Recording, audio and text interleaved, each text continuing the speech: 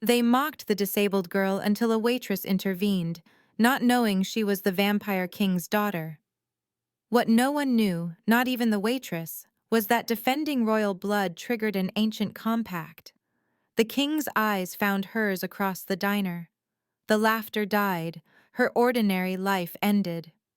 The fluorescent lights buzzed like dying wasps above the half-empty diner, casting everything in that particular shade of exhausted yellow that made even the coffee look sick. Maya wiped down the counter for the third time in 10 minutes, her reflection warping in the chrome napkin dispenser, dark circles under her eyes mapping out the double shift she was pulling because rent was due and the tips had been garbage all week. 11 p.m. on a Tuesday meant the highway crowd, the insomniacs, the people who had nowhere better to be. And tonight, that included 3 college guys in the middle booth who were getting louder with each round of refills. She'd been watching them the way you watch storm clouds, knowing something was coming but hoping it would pass over. Then the girl walked in, teenage, maybe 16, with leg braces that caught the light and a cane she gripped like it was the only solid thing in the world. She moved slowly, each step deliberate and careful, and Maya felt something twist in her chest, because she knew that walk, had seen it every day for 12 years before the accident took her brother. The girl chose the corner booth, the one with the ripped vinyl that nobody ever sat in, and she folded herself into it like she was trying to disappear. Maya brought her a menu without being asked, set down a glass of water, got a quiet thank you that barely made it past the girl's lips. And now's the time to stop and subscribe to our channel.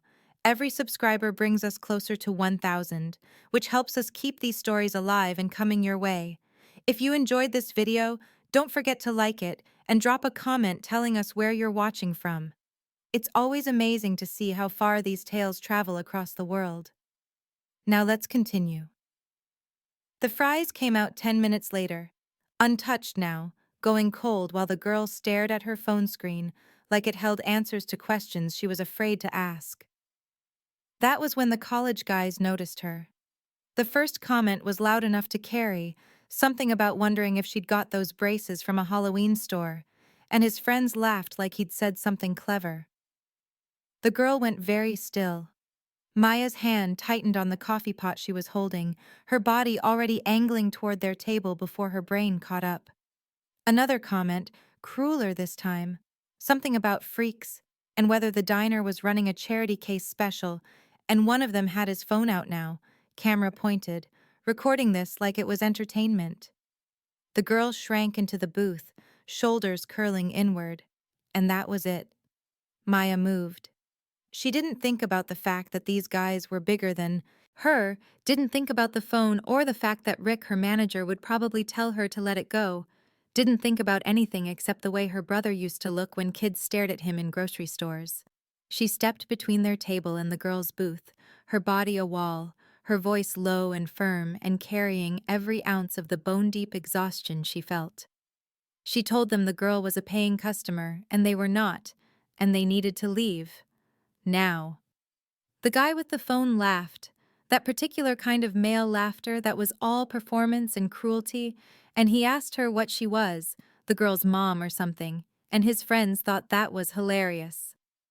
Maya felt heat crawl up her neck, her fingers going white-knuckled around the coffee pot, and she was about to say something that would probably get her fired when the temperature in the room dropped. Not metaphorically, actually dropped. She felt it on her skin, a sudden cold that raised goosebumps and made her next breath come out visible. The laughter died. Not faded. Died. Cut off like someone had flipped a switch. Maya turned and saw him for the first time. Really saw him. Because he'd been there the whole time in the back booth, and she'd somehow not registered his presence until this exact moment. He was rising from his seat, slow and inevitable as dawn, and everything about him was wrong in ways she couldn't name. Dark coat that looked expensive, too expensive for this place, and pale hands that were folded on the table in front of him like he was in a boardroom instead of a highway diner. His face was sharp, beautiful in the way that knives are beautiful, and when his eyes locked onto Maya's, she felt her breath stick in her throat. They were dark, too dark, pupils blown wide enough to swallow light. He looked at her for exactly 3 seconds, and in those 3 seconds she understood that she had just done something irreversible. Then he looked past her, at the college guys, and she heard one of them make a sound that was almost a whimper. The man in the dark coat spoke, his voice quiet, but it cut through the buzzing fluorescence and the hum of the ice machine and the distant traffic noise like none of it mattered. He said no. Just that one word. Then he said I am. The college guy with the phone tried to ask what he meant, voice cracking halfway through. But the man's gaze pinned him in place, and the question died unfinished.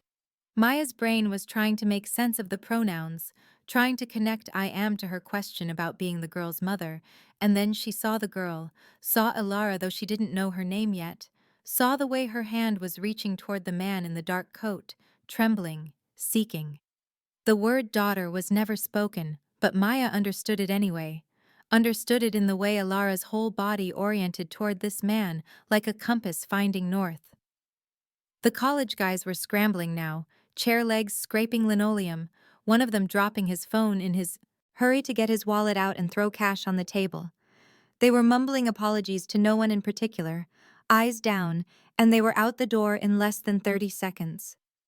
The bell above the entrance chimed, cheerful and obscene. Maya stood frozen, coffee pot still in her hand, and watched as the rest of the diner emptied. The couple in the front booth suddenly remembered they had somewhere to be. The truck driver at the counter left a 20 for a $6 meal and walked out without waiting for change. Rick appeared from the kitchen, his face gray, and told Maya she should take the rest of the night off. And when she opened her mouth to argue, he just shook his head once, sharp, and disappeared back through the swinging doors. Within 5 minutes, the diner was empty except for Maya, the girl, and the man in the dark coat. The silence was enormous. Maya became aware of her own heartbeat, too loud, too fast. The man approached, each step precise, and Elara rose to stand beside him, leaning heavily on her cane. Up close, he was taller than Maya had realized, and colder. And when he stopped in front of her, she noticed that the glass front of the diner behind him reflected the booths and the tables and the lights, but not him. There was a man-shaped absence in the reflection, a space where he should have been, and Maya's breath caught because her brain was offering explanations, and all of them were impossible. He thanked her, the words formal and old-fashioned, like he was reading from a script written 100 years ago. He said she had defended his daughter without knowing her name, and that this carried weight. His voice made weight sound like a physical thing, something with mass and consequence. He reached out and Maya flinched but didn't step back, and he pressed something into her palm. A coin. Silver, warm despite the fact that his fingers were ice cold. She looked down at it, saw markings she didn't recognize, and when she looked up again his expression had not changed, but something in his eyes had, something that might have been approval or might have been pity. He told her she had triggered something, a law, old words in a language she half recognized, and he explained it slowly like he was teaching a child. By defending royal blood from public harm, she was now bound. The word bound hung in the air. She was now Elara's legal guardian in human spaces. The law was automatic, irreversible. Maya laughed, and it came out bitter and sharp, and she told him she was a waitress. She didn't even have health insurance. What was she supposed to do with a guardianship she never asked for? The Vampire King, because that was what he was, even though the word sounded insane in her own head, did not smile. He told her she had something more valuable now. His debt. The coin in her palm grew warmer. Elara spoke for the first time, her voice soft and careful and carrying an apology that made Maya's chest ache. She said she didn't want this either. Maya looked at her, really looked, and saw a kid who was tired and scared and sorry, and she felt the same thing she'd felt when her brother used to come home from school with that look on his face.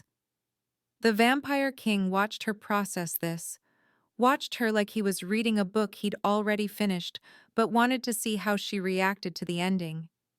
He didn't explain further. He expected her to adapt.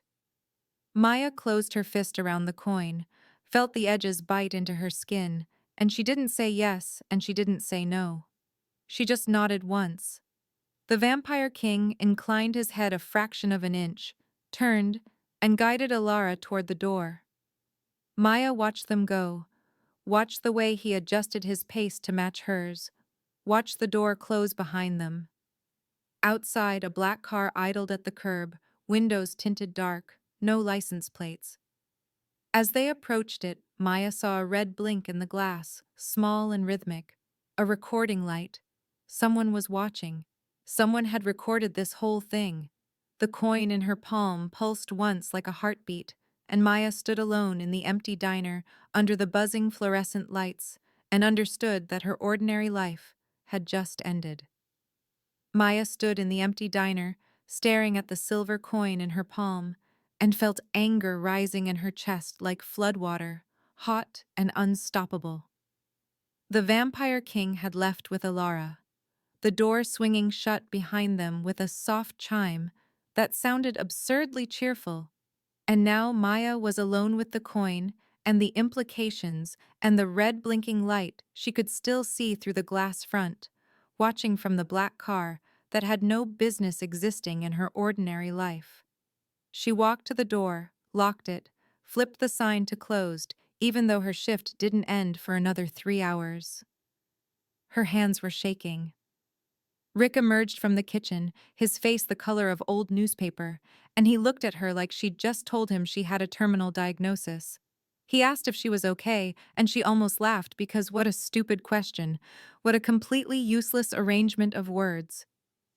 She told him she was fine, and he nodded too quickly and disappeared back into the kitchen, and she heard him on the phone, voice low and urgent, talking to someone about closing early for a gas leak or a plumbing issue or some other lie that would explain why the diner was empty at 11:30 on a Tuesday. Maya turned the coin over in her fingers, studying the markings that looked like words, but in no alphabet she recognized, and she felt the weight of it, literal and otherwise. The metal was warm, impossibly warm, like it had been sitting in sunlight even though it had come from the Vampire King's ice-cold hand. She thought about walking out, getting in her car, driving until the gas ran out, and then just keeping going on foot. She thought about throwing the coin in the dumpster out back and pretending tonight had never happened. She thought about a lot of things she wasn't going to do. Her phone buzzed in her apron pocket, and she pulled it out, expecting a text from her roommate asking when she'd be home, but the screen showed an unknown number and a message that made her stomach drop. Just an address. Nothing else. She recognized the street name, a neighborhood on the east side that she'd driven through exactly once and had no desire to revisit. All iron gates and security cameras, and the kind of houses that had names instead of numbers. The text was sent 2 minutes ago. She stared at it and her phone buzzed again. Same unknown number, and this time the message was 3 words. 1 hour. Come alone. Maya's first instinct was to delete it, block the number, throw her phone in the fryer. Her second instinct was to call the police. And then she remembered the way the college guys had scattered, the way the other customers had fled, the way Rick had looked at her like she was radioactive. The police weren't going to help with whatever this was. She looked up and saw her reflection in the chrome napkin dispenser, warped and distorted, and behind her reflection she could see the empty diner, the scattered chairs, the half-eaten meals abandoned on tables. A stage set after the audience left. That was exactly what it felt like. She pocketed the coin and her phone, untied her apron, and walked out the back door into the alley where the dumpsters leaked mystery fluids and the security light flickered like it was trying to decide whether to give up entirely. Her car was parked 3 spaces down, a Honda with a dented bumper and a passenger window that didn't roll up all the way. She got in, turned the key, and sat there for 30 seconds listening to the engine rattle. Then she drove. The east side was 20 minutes away with no traffic, and she made it in 15, her foot heavy on the gas, her mind racing faster than the car. The address led her to a street lined with old maples, their branches forming a canopy that blocked out most of the streetlights. And the houses here were set back from the road behind walls and hedges, and the kind of landscaping that cost more than Maya made in a year. She found the number on a gate, black iron scrollwork, and as she pulled up the gate swung open on silent hinges. No intercom, no keypad. It just opened. She drove through and it closed behind her, and she told herself this was fine. This was all completely normal. People's gates opened for strangers all the time. The driveway curved through manicured gardens that looked gray in the darkness, and the house at the end was something out of a different century, all stone and tall windows and architectural details she didn't have names for. Lights glowed in the lower windows, warm and inviting, which somehow made it worse. She parked, got out, and stood next to her car feeling massively out of place in her waitress uniform with coffee stains on the sleeve and fryer oil in her hair. The front door opened before she reached it, and the Vampire King stood in the doorway, still in his dark coat, still impossibly tall and cold and wrong. He stepped aside without a word and she walked in because apparently she was doing this. Apparently she was the kind of person who walked into strange houses when summoned by unknown numbers. The interior was exactly what she expected, and nothing like it at the same time. High ceilings, dark wood, furniture that looked antique and fragile and expensive. But also books everywhere, stacked on tables and tucked into shelves that lined every wall, and a pair of sneakers by the door that were small enough to be Alara's. The Vampire King led her down a hallway into a room that might have been a study or a library, walls covered in more books, a desk by the window, and Alara sitting in a chair that was too big for her, her leg braces unstrapped and resting against the armrest, her cane leaning nearby. She looked up when Maya entered, and there was something in her face, relief, maybe, or dread, or both. The Vampire King gestured to another chair, and Maya sat because her legs were shaking and she didn't trust them anymore. He remained standing, hands clasped behind his back, and he began to explain. The compact, Jus Sanguinis Protectoris, was older than the country they were standing in, older than most of the laws humans bothered to write down. It existed in the spaces between human and vampire law, recognized by both, enforced by neither in any way that made sense to modern legal systems. By defending royal blood, his daughter's blood, from public harm without knowledge of who she was, Maya had triggered an automatic bond. She was now Alara's guardian in human spaces, responsible for her safety during daylight hours, during school, during any interaction with human society. The bond was irreversible. It didn't ask for consent. It responded to action. She had acted. The law recognized her. Maya listened to this and felt her anger shift from hot to cold, the kind of cold that made her thoughts sharp and clear. She interrupted him and asked what happened if she walked away, if she just refused to participate in this insane arrangement that she never agreed to. The Vampire King looked at her, and his expression didn't change, but something in his eyes did, something that might have been respect. He told her she wouldn't walk away. She didn't walk away 10 minutes ago when walking away would have been easy. Alara spoke then, her voice barely above a whisper, and she said she was sorry. She thought no one would notice her. Maya turned to look at her and saw a kid who was carrying guilt that was too heavy for anyone, let alone a 16-year-old with leg braces and a father who could empty a diner with a look. Maya felt something shift in her chest, the anger banking down into something else, something that felt uncomfortably like responsibility. She asked what the compact actually meant in practical terms, what she was supposed to do, and the Vampire King explained with the same formal precision he'd used in the diner. She would receive a stipend, enough to cover lost wages and then some. She would be given an apartment closer to Alara's school. She would meet with Alara twice a week minimum, more if needed, and she would be available in case of emergency. In return, she held his debt. The word debt sounded significant the way he said it, weighted with implications she didn't fully understand. She asked what his debt meant, and he told her it meant exactly what it sounded like. He owed her. The Vampire King owed a human waitress. That was dangerous for him, and valuable for her in ways she couldn't yet comprehend. The compact had made her untouchable by certain laws, visible to others, a piece on a board she hadn't known existed. Maya sat there processing this and her phone buzzed again. She pulled it out and saw a new message from the same unknown number. This time it was a photo. Her, standing in the diner, the moment right after she'd stepped between the college guys and Alara's booth. The angle was from outside, through the glass front, and the image was crisp and clear and time-stamped. Below it, another message. You've been added to the registry. Welcome. She showed the phone to the Vampire King and watched his jaw tighten, the first real emotion she'd seen from him. He took the phone, studied the image, and handed it back. He told her the message was from the Ministry of Interdimensional Relations, the human agency that monitored vampire-human interactions under the Accords. They'd been watching Alara for years. Now they were watching Maya. The surveillance detail she'd seen, the red blinking light in the black car, that was standard procedure. She was now a registered guardian. Her life was now a matter of public record and systems most humans didn't know existed.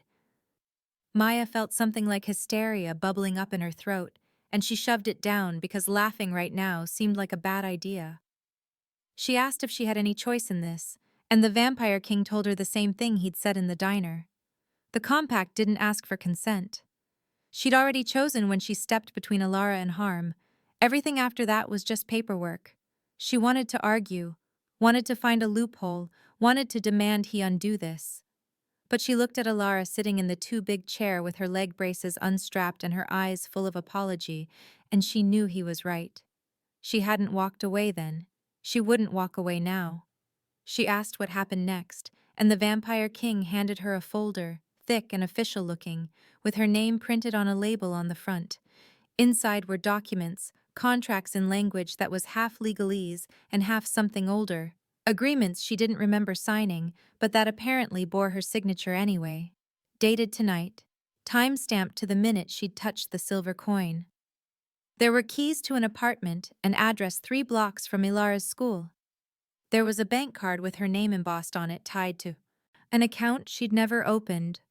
There was a phone number to call in emergencies, and a schedule of required meetings, and a list of rules she was expected to follow. She flipped through it all and felt her ordinary life crumbling like old paper. The Vampire King watched her, and when she looked up, he told her she could leave any time, walk out the door, refuse to participate. But the compact would remain. The bond would remain. She'd still be registered, still be visible to his enemies, still be a target. The only difference would be that Alara would have no one. Maya closed the folder and set it on the desk, and she pulled the silver coin from her pocket and looked at it one more time. The markings caught the light and seemed to shift, rearranging themselves into patterns that might have been words or might have been decorative. She asked Alara directly, ignoring the Vampire King, asked her what she wanted. Alara looked startled, like no one had asked her opinion in a long time. She said quietly that she just wanted to go to school without people staring. She wanted to eat lunch without whispers. She wanted normal. Maya understood that. She understood wanting normal more than most people. She pocketed the coin again, picked up the folder, and told the Vampire King she'd read through everything and call if she had questions. He inclined his head, that same fractional movement from the diner, and he told her his personal number was in the folder, marked for emergencies only. She nodded and stood, and Alara stood too, wobbly without her braces, and before Maya could say anything, Alara hugged her, quick and tight and desperate. Maya froze for a second, and then hugged back, careful of her balance, and when they separated, Alara's eyes were wet. The Vampire King walked her to the door, and as she stepped out into the night, he spoke one more time. He told her they would come for her, his enemies, those who saw the compact as weakness. They would test her. She needed to be ready. Maya asked when, and he told her soon. Maybe days, maybe hours.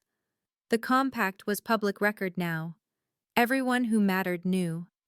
She walked to her car and got in, and sat there for a full minute before starting the engine.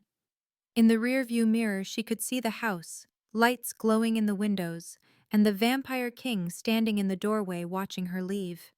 She drove back through the gate and it closed behind her, and she made it 3 blocks before she had to pull over because her hands were shaking too hard to steer.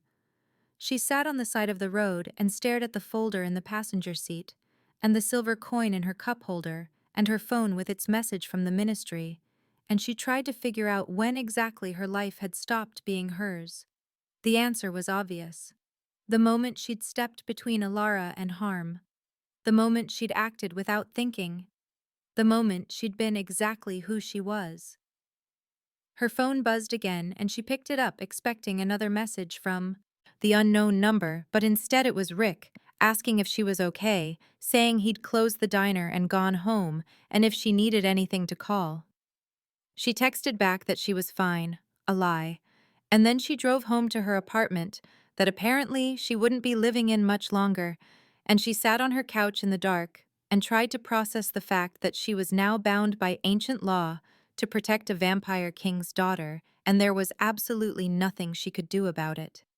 Maya sat on her couch in the apartment she'd lived in for 3 years.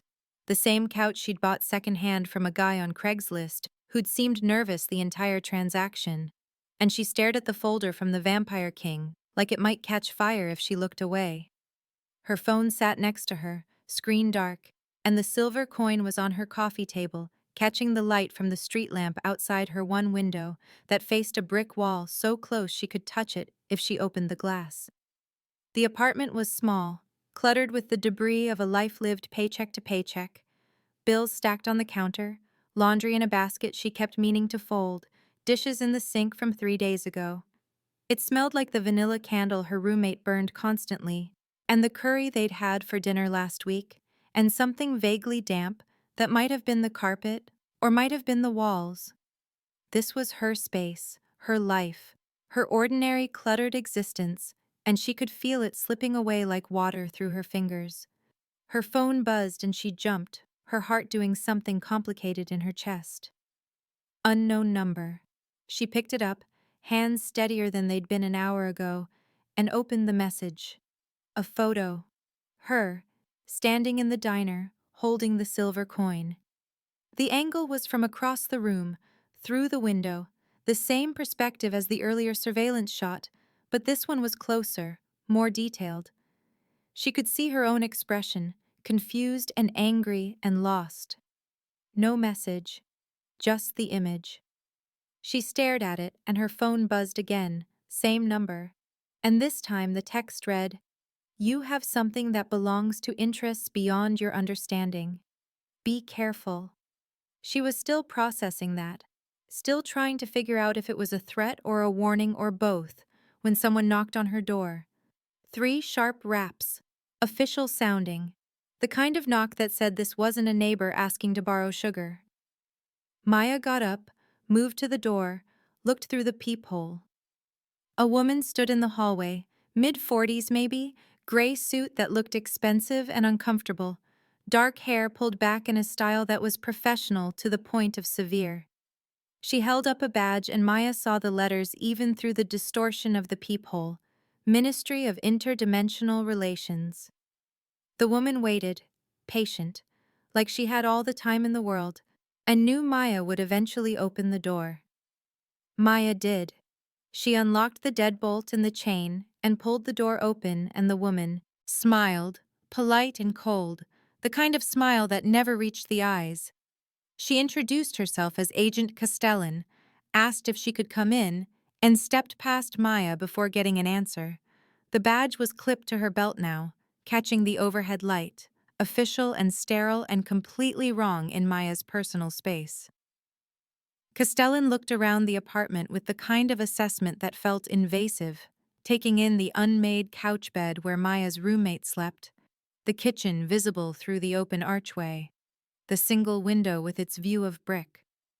She turned back to Maya and got straight to business. The compact, she explained. was legally binding under the Accords of 1952, the international agreements that governed vampire-human interactions and had been kept secret from most of the human population for 73 years. Maya was now Ilara's daytime guardian, recognized by both vampire law and the ministry, which meant she fell under their jurisdiction. She would receive a stipend, deposited monthly into the account that had been opened in her name. She would also be monitored. Castellan said that word, monitored, like it was routine. Like having your life surveilled was just standard procedure. Maya asked what that meant, and Castellan told her it meant exactly what it sounded like. Phone calls recorded, movements tracked, associates investigated. The ministry didn't take chances with vampire royalty, even the minor royalty. Even the disabled daughter most people forgot existed. Maya felt anger flare again, and she asked if she had any say in this, and Castellan's smile didn't change. She said Maya had made her choice when she triggered the compact. Everything after that was just paperwork. The phrasing was almost identical to what the Vampire King had said, and Maya wondered if they'd coordinated or if this was just how everyone in this hidden world talked, like individual agency was a quaint concept humans clung to. Castellan continued, her voice steady and clinical, and she told Maya the situation was more complicated than it appeared. The Vampire King had enemies, old enemies, the kind who had been waiting centuries for an opportunity. The compact made Maya leverage. She was human, vulnerable, unprotected by the usual vampire protocols. If his enemies wanted to hurt him, they'd go through her. Maya asked why she hadn't been told this before, and Castellan's expression shifted slightly. Something that might have been sympathy or might have been contempt. She said the king probably thought he was protecting her by keeping her ignorant. Men, even vampire kings, tended to think that way. Maya sat down on her couch because standing felt like too much effort, and Castellan remained standing, looming, and she pulled a folder from her briefcase. Thicker than the one the Vampire King had given her, older, the leather cover worn at the edges. She handed it to Maya and told her to read it when she had time. But the summary was simple. Ilara had been under ministry surveillance since she was 8 years old, since the first time she'd attended human school, and the questions started. Medical records, incident reports, surveillance logs from a dozen different locations. Photographs of Ilara at school, at physical therapy, at the grocery store with her father. Someone had been watching her for years, cataloging her movements, her habits, her vulnerabilities. Maya opened the folder and flipped through pages of documentation that made her stomach turn. Close-up shots of Ilara's leg braces, notes about her medication schedule, a detailed analysis of her relationship with her father that read like a psychological profile. There were gaps in the surveillance, periods marked as unavailable or redacted, and Maya wondered what they'd seen that was too dangerous to write down. Castellan watched her process this and then delivered the line that made everything click into place. She said the king didn't make mistakes. If Maya was in his debt, someone wanted her out of it. If the compact had been triggered, it was because he'd been waiting for someone exactly like her. Someone who'd act without thinking. Someone with the right psychological profile. Someone expendable enough to risk, but valuable enough to serve the purpose. Maya looked up sharply and Castellan met her gaze, unflinching. She asked if Maya thought it was coincidence that Ilara had gone to that specific diner, at that specific time, when those specific college guys were there. She asked if Maya thought the Vampire King just happened to be in the back booth, watching. She asked if Maya believed in that much luck. Maya wanted to argue, but the words stuck in her throat because she'd been thinking the same thing, had been feeling it in the way the king had looked at her, like he'd known exactly what she'd do. Castellan told her to be smart, to understand what she'd gotten into. This wasn't a fairy tale, this was politics. The compact had made her a player whether she wanted to be or not, and the smart thing would be to figure out the rules before someone used them against her. Then Castellan left, just walked out, closing the door behind her with a soft click that sounded final. Maya sat alone in her apartment holding the folder and feeling the walls close in. She opened it again, forced herself to read through the surveillance logs, the medical records that detailed every surgery Alara had endured, the incident reports from school that cataloged bullying with clinical precision. At the bottom of the folder, tucked between the last page of documentation and the back cover, she found a note, handwritten in ink that looked black until it caught the light and showed hints of deep red. The handwriting was precise, old-fashioned, each letter perfectly formed. It read, "They will test you. Do not fail her," and it was signed VK. Maya read it twice and then a third time, her voice quiet in the empty apartment as she read it aloud. "Do not fail her." Like I have a choice. But that was the thing, wasn't it? She'd had a choice in the diner and she'd made it. Everything after that was consequence. The note wasn't a request or a command. It was acknowledgement. The Vampire King knew what was coming. He'd known when he pressed the coin into her palm. He'd known when he explained the compact. He'd probably known weeks ago when he'd let Alara go to that diner alone, bait for exactly the kind of person who'd step in. Maya felt cold settle into her bones, the same cold she'd felt in the diner when the temperature dropped. She'd been chosen, selected. The compact wasn't automatic response to her action. It was the culmination of a plan she hadn't known existed. Alara needed a guardian who would move without thinking, who had the psychological profile of a protector, who was ordinary enough to slip under certain radars, but stubborn enough to survive what was coming. Maya fit perfectly. She looked around her apartment, at the life she'd built from minimum wage and determination, and understood that it was evidence now. Everything she was, everything she'd done, it was all in a file somewhere. The ministry had been watching, maybe others too. Her phone buzzed again and she almost didn't look, almost threw it across the room, but she picked it up because not knowing felt worse. Another unknown number, another photo. This one was her, right now, sitting on her couch holding the Vampire King's note. The angle was from outside, through her window, and Maya's blood went cold, because her window faced a brick wall. There was nowhere to stand, nowhere to take that shot from, unless someone was somehow positioned in the narrow gap between buildings, or unless the camera was mounted somewhere she couldn't see. The text below read, "You're valuable now. Act like it." She stood and went to the window, looked out at the brick wall 3 feet away, and saw nothing. No camera, no person, just brick and shadow and the faint glow of streetlight from the alley. She closed the curtain anyway, thin fabric that wouldn't stop anything, but made her feel slightly less exposed. Her phone buzzed a third time, and this message was different, from a number she recognized. Rick, her manager, asking if she was coming in tomorrow or if she needed the week off, saying he'd understand either way and her job was safe. She realized with a jolt that it was almost 2 in the morning. She'd been sitting here for hours, reading through files, processing impossible information, and time had slipped away.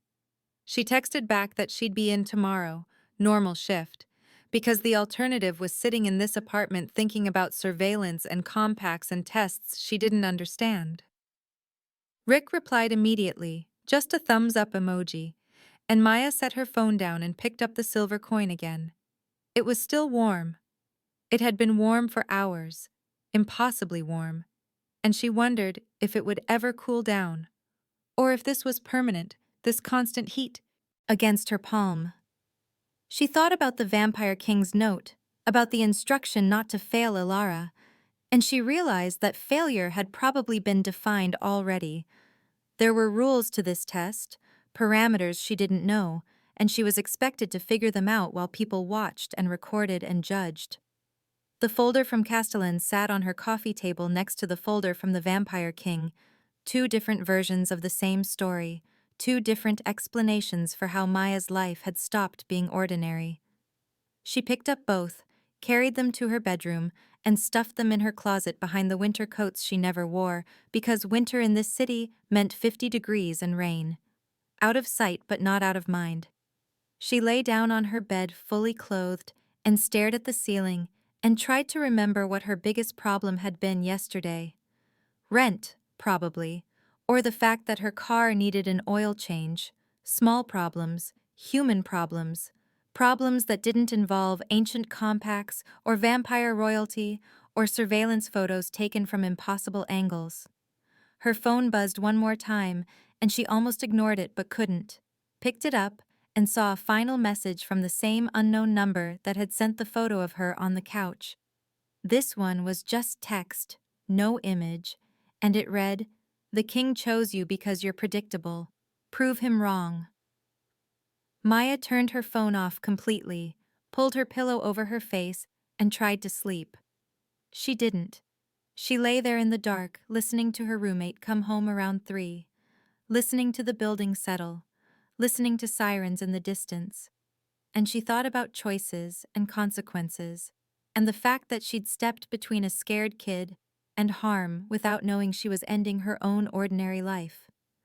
She thought about Alara's apology, soft and sincere, and the Vampire King's cold certainty, and Agent Castellan's clinical assessment of her value as leverage. She thought about the note, "Do not fail her," and the weight those words carried. Somewhere around 4 in the morning, she gave up on sleep, got up, turned her phone back on, and opened the file Castellan had left. She read every page, every surveillance log, every medical report, every incident documented in clinical language. She learned that Alara's mother had died when she was 6, cause of death redacted. She learned that Alara had been homeschooled until age 8, when the Vampire King had insisted she attend human school despite ministry recommendations. She learned that there had been 7 previous guardianship candidates, all rejected, all disappeared from the records after brief mentions. Maya was number 8. The file didn't say what happened to the first 7, but the implication was clear. They'd failed whatever test this was. They'd been found wanting. Maya closed the file as dawn started to gray her window, and she understood with absolute clarity that this wasn't about protecting Alara from bullies or helping her navigate human spaces. This was about something bigger, something old, something dangerous enough that 7 people before her had been tried and discarded. The Vampire King had chosen her because she was predictable, because her psychological profile said she'd act exactly the way she had. But the final text message had told her to prove him wrong, which meant someone else was watching, someone with different expectations. Maya was a piece on a board she couldn't see, moved by players she didn't know, and the only thing she understood for certain was that failing would cost more than just her ordinary life.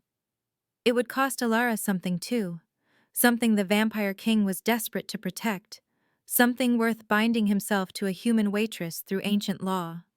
Maya got dressed, grabbed her keys, and decided that if she was going to be predictable, she'd at least be predictably stubborn. She had questions, and the Vampire King was going to answer them, whether he wanted to or not. Maya pulled up to the school at 3:15, exactly on time according to the schedule in the folder the Vampire King had given her, and immediately understood that nothing about this was going to be normal. The school was one of those private institutions with old brick and ivy and a tuition that probably cost more than Maya made in 6 months, and the pickup line was full of luxury cars driven by parents in yoga pants and business suits who all looked like they belonged in a catalog for successful people living successful lives. Maya's Honda, with its dented bumper and duct-taped side mirror, fit into this scene like a stain on white carpet. She pulled into the line and waited, watching the other parents through her windshield, and she saw the moment they noticed her. The stares started subtle, just glances, but then phones came out and she knew what they were doing. Checking the guardian list, seeing her name, wondering who the hell she was and why she was picking up the Vampire King's daughter. She didn't have to wonder how they knew. The compact was public record in certain circles, and this was exactly the kind of circle that would know. Alara appeared at the main entrance, moving slowly with her cane, and Maya got out of the car to help, because that seemed like what a guardian would do. The stares intensified. She heard a mother whisper something to another mother, and both of them looked at Maya with expressions that mixed curiosity and disdain. Alara kept her eyes down, focusing on each step. And when she reached the car, Maya opened the passenger door and waited while she maneuvered herself in, a process that involved careful positioning of the leg braces and the cane in her backpack. It took maybe 30 seconds, but it felt like an hour with everyone watching.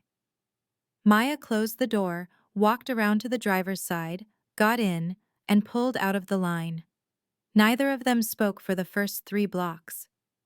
Maya drove toward the address in the folder, the apartment she was apparently supposed to be living in now even though she hadn't moved yet, and she was trying to figure out what to say when Alara spoke first. Her voice was quiet, careful, like she was confessing something. She said they were going to come for Maya, not the ministry, the court. Maya asked what court, and Alara explained, the words coming slowly like she was pulling them from somewhere deep and painful. The vampire court, the old families, the ones who saw her father's compact with a human as weakness. He was tying himself to a nobody, a waitress with no power and no protection. And that made him vulnerable in ways that mattered to vampire politics. If they could break Maya, if they could prove she wasn't worthy of the compact, they'd prove the vampire king was fallible. Alara's hands twisted in her lap and she said there was a ritual, her voice dropping to almost a whisper. They would challenge Maya's guardianship publicly. She would have to prove she was worthy. Maya pulled over, right there on a side street with no warning, and turned to look at Alara fully. She asked how, worthy how, and Alara's eyes filled with tears that she was clearly fighting not to let fall. She said by surviving.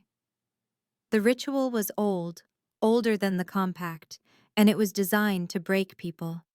Maya would stand in front of the court and they would hurt her, test her, push her until she either broke and renounced the compact or proved she wouldn't.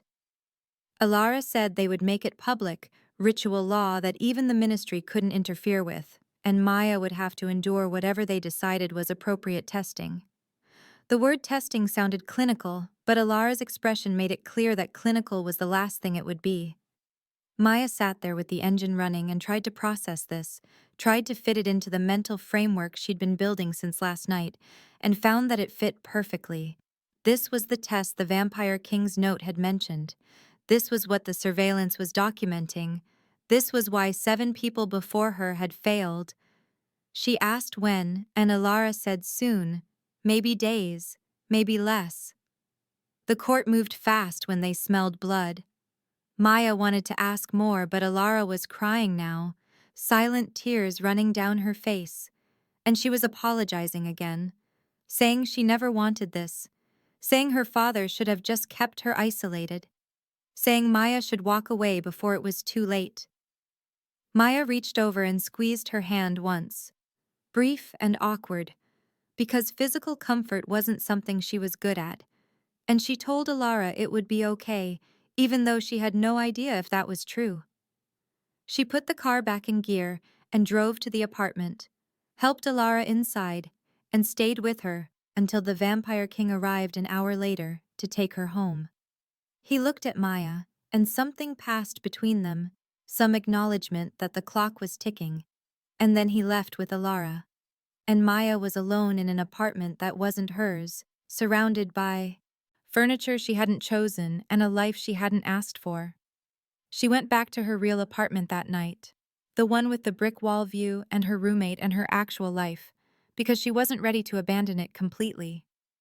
She had a shift at the diner the next morning, and she was going to work it because normal felt important.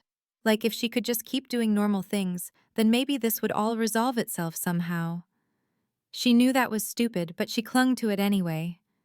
She got to the diner at 6 in the morning when the sky was still gray, and found Rick standing in the parking lot staring at the building. Maya parked and got out and saw why he was staring. The windows were gone. Not broken. Gone. The glass had melted, actually melted, running down the brick face of the building in frozen waves that caught the early light. The word revoke was spray painted across the front door in letters 3 feet high, the paint still wet enough to drip. The smell hit her as she got closer, chemical and burnt, like someone had torched plastic.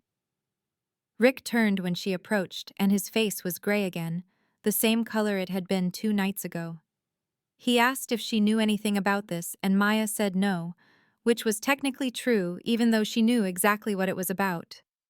Rick made a call, probably to the owner, and Maya walked around the building looking at the damage. Every window was melted. The back door had scorch marks around the handle. Someone had written something on the asphalt in the same paint, but Maya couldn't read it, the letters in a language she didn't recognize. No human did this. The phrase circled in her head because it was obvious, undeniable. Humans broke glass. They didn't melt it. Humans spray-painted property. They didn't leave messages in languages that looked older than English. This was a message meant for her, and it was written in violence, in destruction, in the transformation of solid matter into something liquid and wrong. Maya pulled out her phone and took pictures, not sure what she was going to do with them, but feeling like documentation mattered. Rick was still on the phone, his voice rising, and she heard him say something about insurance and vandalism and police. The police weren't going to help with this. The police didn't have jurisdiction over vampire court politics. She sent one of the photos to the number marked emergency in the folder and waited. The response came in less than a minute. A car will collect you. Stay visible. Maya didn't know what that meant, but she stayed in the parking lot, standing next to Rick, and 15 minutes later, a black car pulled up. Not the same one from the diner, but close. Same tinted windows, same lack of plates, same feeling of wrongness. The back door opened and Maya got in without saying goodbye to Rick, without explanation, because what was she going to say? The car pulled away, and she saw Rick watching, his phone still pressed to his ear. The driver didn't speak, and Maya didn't ask where they were going. She knew. 20 minutes later, she was back at the Vampire King's house, the one with the gate that opened automatically and the gardens that looked gray in daylight.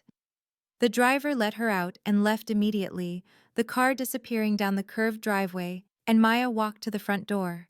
It opened before she knocked, and the Vampire King stood there, and for the first time since she'd met him, he looked furious. Not the cold, controlled fury she'd expect from someone who could empty a diner with a look. This was hot, immediate, the kind of anger that came from loss of control. He told her to come in, and she did, and he didn't lead her to the study this time. They stood in the entryway, and he told her they were faster than he'd anticipated. The court had moved within 48 hours of the compact going public. The vandalism was just the opening move. They'd escalate. They'd come for her directly. He said it was on him, his miscalculation, his failure to predict how quickly they'd act. Then he offered her a way out, and his voice was different, softer, almost human. She could renounce the compact publicly, stand in front of the court and say she'd made a mistake, that she wasn't worthy, that she released Alara from the bond. He would ensure her safety. The ministry would back her. She'd be free. Alara would be reassigned to a ministry guardian, someone trained for this, someone who understood what they were getting into. Maya listened to this and felt something settle in her chest, heavy and certain. She asked what happened to Alara if she did that, and the Vampire King went very still. Maya asked again, more directly, asked what it would do to her, and he didn't answer for a long moment. When he did, his voice was quiet. He said she would learn that humans don't keep promises, that the first person who'd defended her, who'd stood between her and harm, had walked away when it got difficult. She would learn that protection was conditional. She would learn not to trust. Maya nodded slowly and said, "Then, I stay." The Vampire King looked at her, and something in his expression shifted. He asked if she understood what that meant, and Maya said probably not, but she was figuring it out. He told her the ritual would happen within the week. The court was already preparing. She would stand in front of them in a public venue, and they would test her. He used Alara's word, test, and Maya heard everything it implied. He said he couldn't stop it once it started. Ritual law superseded personal authority. He could be there, but he couldn't interfere. She would be alone. Maya asked what the test involved, and he told her it varied depending on who was administering it, but the core was always the same. They would hurt her until she broke or until they were satisfied she wouldn't. Physical pain, psychological manipulation, whatever they thought would be most effective. The goal was to make her renounce the compact. If she did, she failed. If she didn't, the compact stood, and they had to accept her as Alara's guardian. He said most people broke within the first hour. Maya asked how long the ritual lasted, and he said as long as it took. Hours sometimes. Once, 3 days. His voice was flat when he said that, factual. And Maya understood he was telling her the truth without trying to scare her into leaving. She asked what happened to the person who lasted 3 days, and he said they earned the respect of the court and died 6 months later from unrelated causes. The implication hung between them. Maya took a breath and asked if she could see Alara before this happened, and the Vampire King shook his head. Better if she didn't. Better if Alara didn't have to watch Maya prepare for something that might kill her. Maya wanted to argue, but she saw his point. Instead, she asked what she should do to prepare, and he told her there was nothing to prepare. Either she could endure, or she couldn't. The ritual would reveal which. He walked her to the door, and before she left, he said something that sounded almost like apology. He said he'd chosen her because her psychological profile indicated she'd act without thinking, that she had the protective instinct necessary for the compact. He hadn't anticipated the court moving this fast. He'd thought she'd have months to acclimate before they challenged her. He'd miscalculated, and she was paying for it. Maya told him she'd made her own choice when she stepped between Alara and those college guys. Everything after that was just consequence. He inclined his head, that same fractional movement, and told her a car would collect her when the court issued the formal challenge. She should keep her phone on. She should stay visible, stay in public places, because the court followed rules even when they were trying to break someone. She nodded and left, and walked down the driveway, because there was no car waiting this time. The gate opened for her, and she walked through, and it closed behind her with a soft metallic click. She was 3 blocks away when her phone buzzed. Unknown number. A photo of the melted diner windows, taken from an angle that suggested the photographer had been standing right where Maya had been standing that morning. Below it, a text. The ritual is set for 3 days from now. Glass Hall, sunset. Bring nothing. Expect everything. Maya kept walking, her phone in her hand, and she thought about surviving and worthiness, and the fact that 7 people before her had failed whatever this was. She thought about Alara's tears, and the Vampire King's miscalculation, and the message written in melted glass. She thought about her brother, about the way he'd learned not to expect help because help always came with conditions, always came with people who got tired of dealing with him. She'd promised herself after he died that if she ever had the chance to be the person who stayed, who didn't get tired, who didn't walk away, she'd take it. This was that chance. She just hadn't expected it to cost this much. She got back to her apartment and her roommate was gone, at work probably, and Maya sat on the couch in the space that was supposed to be hers and tried to imagine standing in front of Vampire Court while they hurt her. She couldn't. The image wouldn't form. But she could imagine Alara's face if Maya walked away, could imagine the exact expression of resignation and unsurprised disappointment, and that image was crystal clear. Maya had 3 days. 3 days to figure out how to survive something designed to break people. 3 days to prepare for a test with no study guide. 3 days before sunset at Glass Hall, whatever that was. She opened her phone and searched for it, found nothing in normal search results, and then remembered the folder. She pulled it out, flipped through pages, and found a single mention. Glass Hall, converted theater, neutral ground under the Accords, used for formal challenges and public rituals. An address in the warehouse district. She looked it up, street view, and saw a building with no windows and a door that looked like it hadn't been opened in decades. 3 days. Maya set her phone down and picked up the silver coin that she'd been carrying in her pocket since the diner. It was still warm, still impossibly warm, and she wondered if the Vampire King could feel it too, could feel her holding it, could sense her fear through whatever magic made the compact real. She wondered if he was regretting his choice, regretting binding himself to someone so obviously unprepared.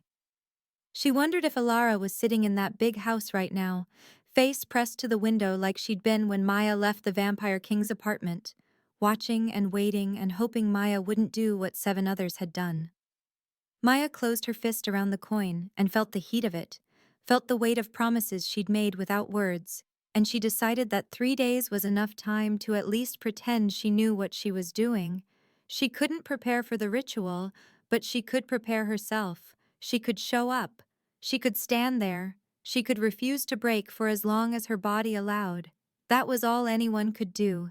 That was all the Vampire King had asked for with his note. Do not fail her. Maya wasn't going to, not if she could help it, not if surviving was possible. And if it wasn't, well, at least Alara would know someone had tried. The black car arrived at Maya's apartment exactly at sunset, 3 days after the diner had been vandalized, and she got in wearing the clothes that had been delivered that morning in a box with no return address. Simple black pants, a dark gray shirt, nothing fancy, nothing that marked her as anything other than what she was: human. The driver said nothing, and Maya was grateful because she had no words left. She'd spent 3 days cycling through fear and determination and resignation, and now she was just empty, running on the kind of exhausted autopilot that got her through double shifts and bad days.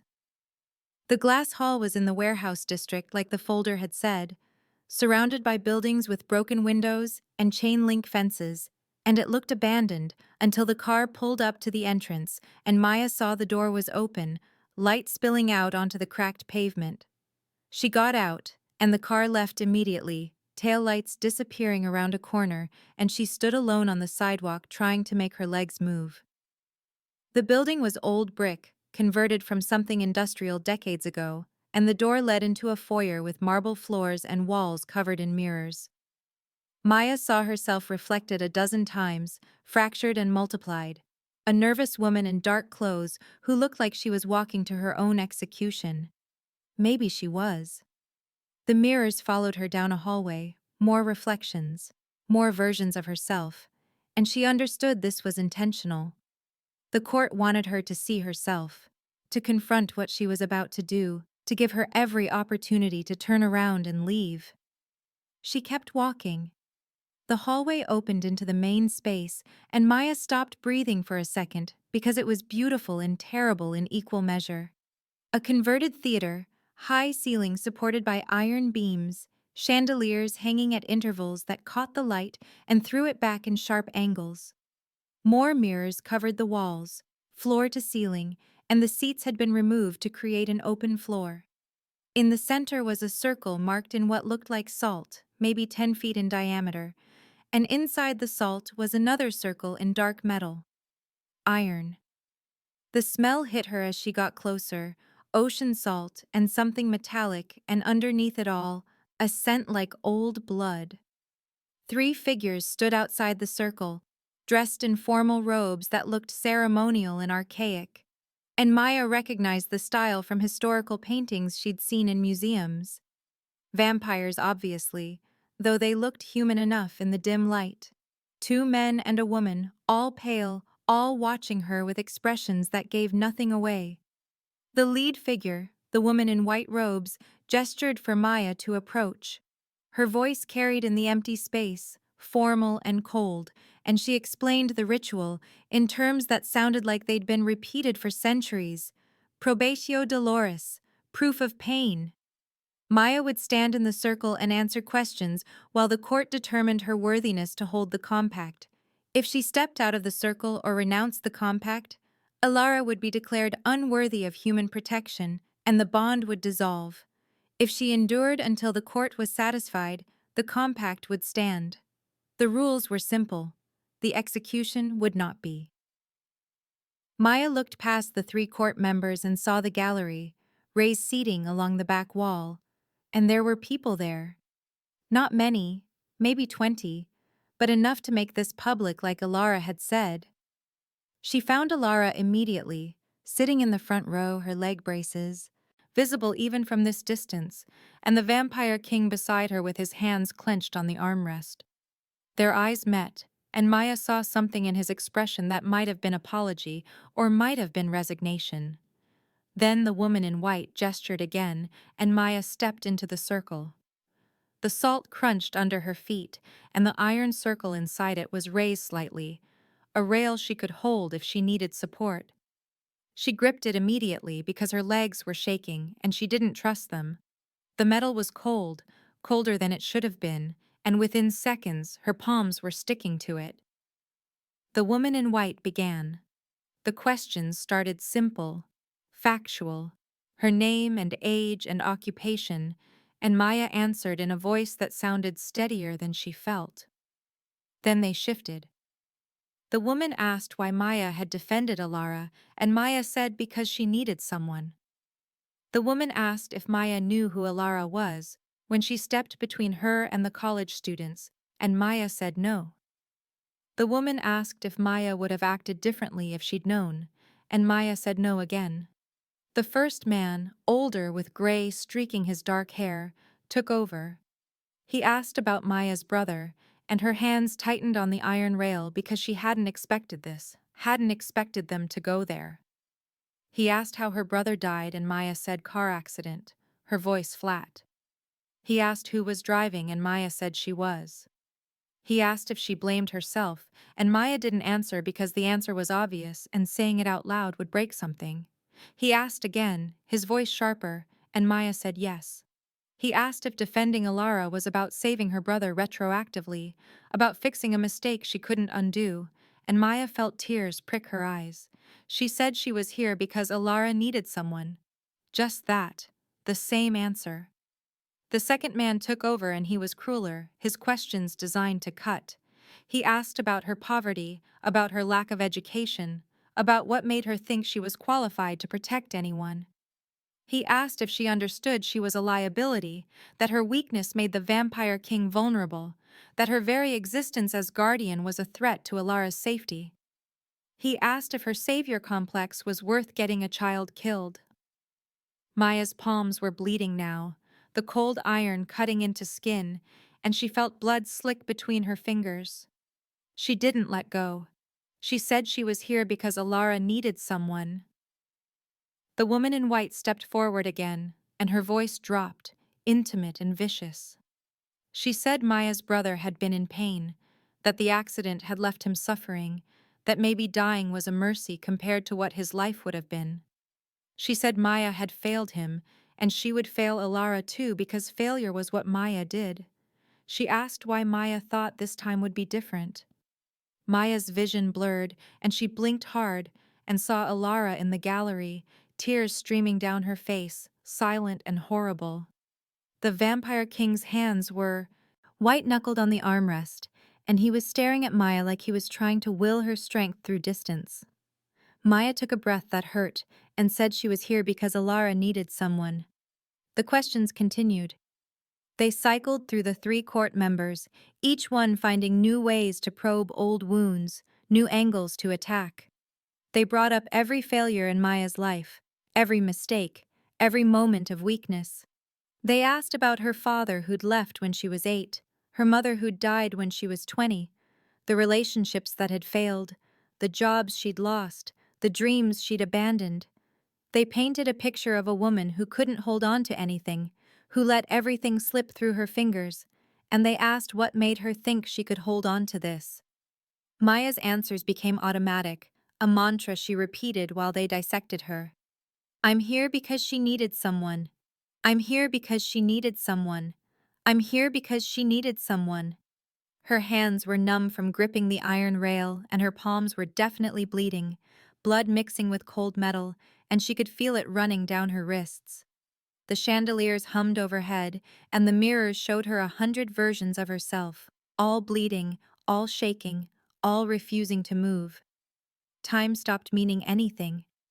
It could have been an hour or 3 or 6. The questions kept coming and Maya kept answering, and somewhere in the repetition, she found a kind of peace. This was all they could do. Hurt her with words, with memories, with truth twisted into weapons. But they couldn't make her leave. They couldn't make her renounce the compact. They could only ask, and she could only answer, and as long as she stayed in the circle, as long as she kept breathing, she was winning. The woman in white asked the 13th question, and Maya didn't count, but later she would remember it was 13 because that number felt significant. The woman asked why Maya would defend a child she didn't know, and Maya gave her answer one more time, her voice hoarse but steady. "I'm here because she needed someone." The woman smiled, and it was the first real expression Maya had seen from any of them. She said adequate. Just that one word. Adequate. The salt circle dissolved. Not literally, but the ritual weight of it lifted like pressure releasing, and the woman in white told Maya she could step out. The compact was upheld. Maya tried to move and couldn't, her hands frozen to the iron rail, blood and cold metal bonded together. One of the male court members stepped forward and did something, touched the rail maybe, and Maya's hands came free. She stumbled out of the circle and her legs gave out. Someone caught her, not the court members, someone from the gallery, and Maya looked up to see the vampire king steadying her with hands that were ice cold against her overheated skin. Alara was there too, hanging on to her father for balance, and she was crying harder now, relief and guilt and something that looked like awe. The woman in white approached and leaned in close and whispered so only Maya could hear. She said Maya had won today, but she wouldn't win forever. This was one test. There would be others. The court would be watching. Then she stepped back, and the three of them left through a side door, their robes sweeping the floor, and the gallery began to empty. Maya stood between the vampire king and Alara and tried to remember how to breathe normally. Her hands hurt, sharp pain now that the adrenaline was fading, and when she looked down she saw her palms were shredded, skin torn where she'd gripped the iron rail. The vampire king noticed and produced a handkerchief from somewhere, white cloth that he wrapped around her hands with surprising gentleness. He told her they needed to leave, and Maya nodded because standing in this place any longer felt impossible. They walked out together, the three of them, slow to match Alara's pace, and Maya was aware of eyes following them. The remaining gallery members, the court officials, someone recording this for whatever records they kept. Outside the air was cold and clean, and Maya gasped it in like she'd been underwater. The city was normal again, cars passing on the streetlights flickering on as full dark settled, the world continuing like nothing had happened. Alara turned to Maya and hugged her, sudden and tight and desperate. It was the first real physical contact between them beyond brief touches, and Maya hugged back, careful of Alara's balance, careful of her own injured hands. Alara was shaking and crying, and she whispered thank you over and over into Maya's shoulder. Maya said it was okay even though it wasn't, even though her hands were screaming and her head was pounding and she felt like she'd been turned inside out. When Alara finally let go, the vampire king was watching them with an expression Maya couldn't read. He offered his hand and Maya shook it, her wrapped palm against his cold skin, and he told her she was part of the family now. He said it wasn't a gift and his voice was serious, final. Maya laughed, shaky and slightly hysterical, and said she'd figured that out. He reached into his coat and pulled out a key, handed it to her, and explained it was for the apartment near Alara's school. Paid for, furnished, hers for as long as the compact stood. The stipend was real. The danger was too. He paused and looked at her directly and said thank you. Just that, thank you. It was the first time he'd said it without the formal distance, without the careful politeness, and Maya heard the genuine gratitude under the words. She nodded because speaking felt like too much effort. A car pulled up, the same black car from earlier, and the vampire king guided Alara into it. Before he got in himself, he looked back at Maya and told her to go home. Rest. They would talk tomorrow. Then he was gone, and Maya was alone on the sidewalk in the warehouse district, with her shredded hands and her exhausted body and the key to an apartment she hadn't chosen. She walked. She didn't know where the nearest bus stop was, and she didn't have her phone out to check. She just walked in the direction that felt right, and eventually found a main street, found a bus, got on without checking where it was going. She ended up transferring twice before she found a route that went near her apartment, her real apartment, and by the time she climbed the stairs to her door, it was after midnight. Her roommate was asleep and Maya was grateful. She went to her room, sat on her bed, and unwrapped the handkerchief from her hands. The cuts were deep, worse than she'd thought, and she should probably have gotten stitches, but the idea of explaining this to an emergency room doctor was impossible. She cleaned them in the bathroom, wrapped them in gauze from the first aid kit, and sat by her window looking out at the brick wall. Her phone was on the nightstand where she'd left it, and it buzzed, loud in the quiet apartment. Unknown number. Maya picked it up, already knowing what she'd find. A photo of her and Alara outside the glass hall, the moment right after they'd hugged, Alara's face pressed into Maya's shoulder. The image was clear, taken from across the street, and below it was a text message. Act 2 begins. Maya set her phone down and looked at her bandaged hands, and thought about the woman in white's whispered words. You won't win forever.